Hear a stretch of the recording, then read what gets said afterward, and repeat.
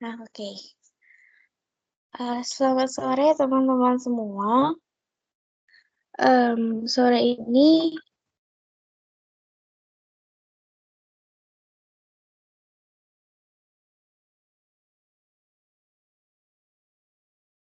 tentang perbedaan dan persamaan 5 kerajaan menurut Whittaker. Sebelumnya saya minta maaf, di poster itu seharusnya 1969, tapi saya ada typo jadi 1690 gitu. Oke, sekarang dimulai dari persamaan dari kelima kingdom menurut Whittaker. Di sini ada 5 kingdom, yaitu Monera, Protista, Fungi, Animalia, dan juga Plante.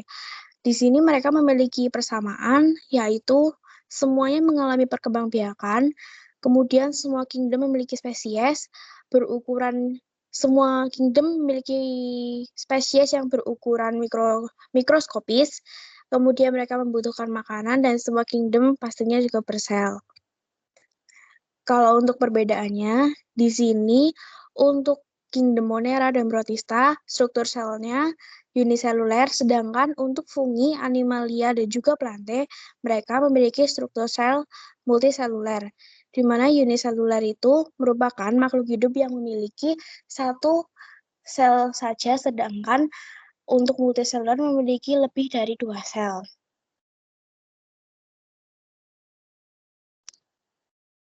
Kemudian di Monera itu yang membedakan dengan Protista, kalau di Monera itu sel uniselulernya itu sederhana dan terkadang ada di dalam bentuk untayan. Tapi kalau Protista itu sel tunggalnya atau uniselulernya itu udah dalam bentuk yang kompleks dan terkadang dalam bentuk filamen ataupun koloni.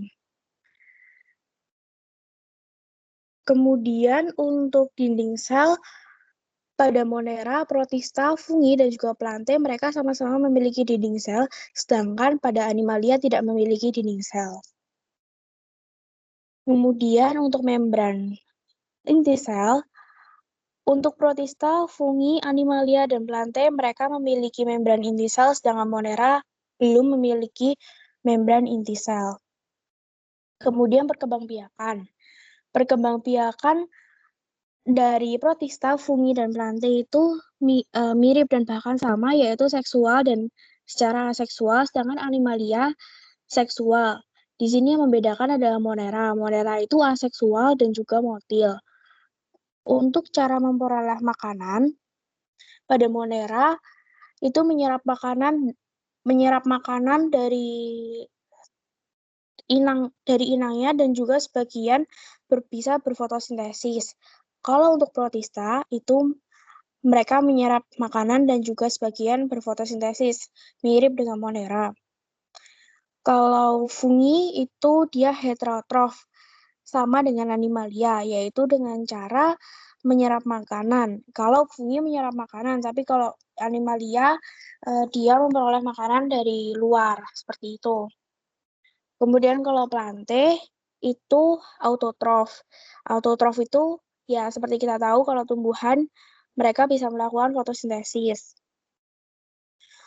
Kalau ukuran dari kelima kingdom itu semua seperti yang sudah dibilang di awal bahwa semua spesies di dalam kelima kingdom itu memiliki ukuran yang mikroskopis.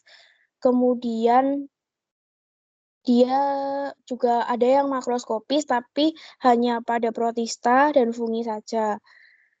Kemudian untuk alat gerak di Monera itu berupa flagel, kemudian di Protista berupa flagel dan silia, kemudian pada Animalia bisa kaki, perut, dan sayap tergantung kelasnya. Kemudian untuk fungi sama plante itu mereka sama-sama tidak memiliki alat gerak. Untuk contohnya bisa dilihat, kalau Monera itu contohnya seperti Methanobacterium, Lactobacillus, Azotobacter, seperti itu. Kemudian kalau Protista itu ada gangan coklat, ada gangan hijau, ada jamur air, ada seratium, dan lain sebagainya. Kalau fungi, dia ada jamur keputihan, jamur tempe, jamur merang, dan seluruh jamur yang bisa dimakan itu tergolong dalam fungi. Kemudian animalia itu banyak banget sih kayak harimau, babi, bajing tanah, badan Sumatera, terus binturong juga ada, bekantan, ya semua hewan yang ada di muka bumi ini gitu. Terus kalau plante itu contohnya tanaman-tanaman yang sering kita lihat ya seperti pukat, terus anggrek, terus berbagai macam bunga, terus kelapa, tembakau kayak gitu. Nah, untuk eh, contoh kan tadi aku sudah bilang seperti itu. Nah, untuk cakupan dari Monera dari kelima kingdom itu, saya bacakan untuk dari Monera itu cakupannya bakteri dan alga hijau biru. Kemudian untuk protista cakupannya protozoa, alga bersel tunggal, termasuk beberapa jenis jamur lendir.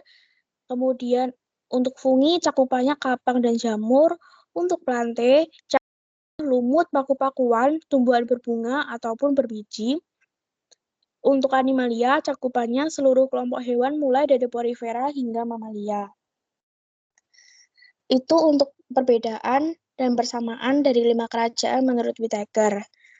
Um, untuk di sini sebenarnya kelima kingdom itu memiliki keterkaitan antara satu dengan yang lain. Jadi kalau misalkan tidak ada animalia, pasti kayak uh, daur hidup tuh yang nggak bakalan berjalan kayak gitu. Jadi maksudnya tuh nggak bakalan seimbang.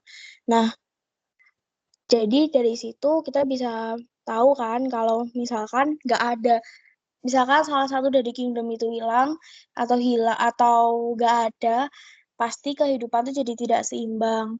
Jadi tidak boleh ada satupun komponen yang hilang seperti itu.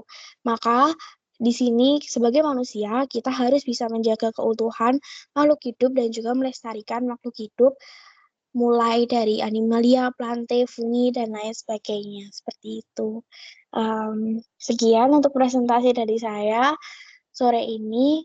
Terima kasih dan maaf kalau ada salah kata.